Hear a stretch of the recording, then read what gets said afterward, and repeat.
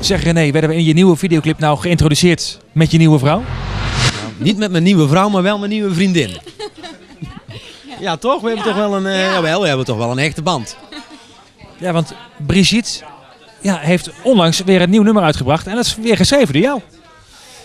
Ja, ik ben eigenlijk sinds kort een liedje aan het schrijven, tenminste aan het proberen voor andere mensen. Nou, proberen. Hij heeft net een nummer 1 hit geschreven voor Gordon. Kom eens dichterbij, maar ga door. Ja, dat was mee de eerste de beste. Ja. En die van jou die wordt volgens mij ook goud, als het nog even zo doorgaat. Nou, we gaan wel lekker. Dat gaat helemaal top, dus hartstikke leuk om te doen.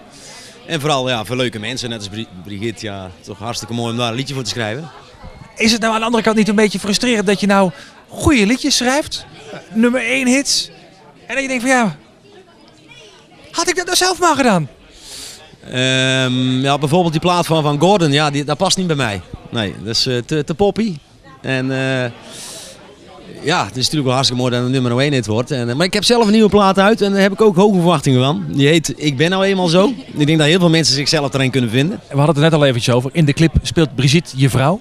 Ja, kan ze heel goed. Ze heeft een acteertalent, dat wil je niet weten.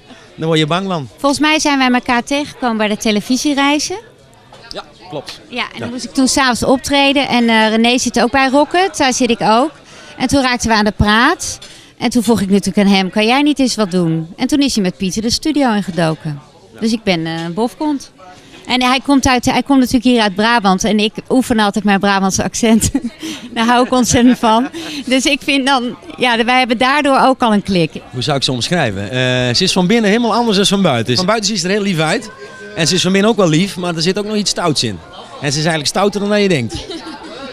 Klopt het een beetje? Ja, dat klopt wel. Ja, ik ben, hoe noem je dat nou? Ik ben geloof ik een wolf in schaapskleren ben ik.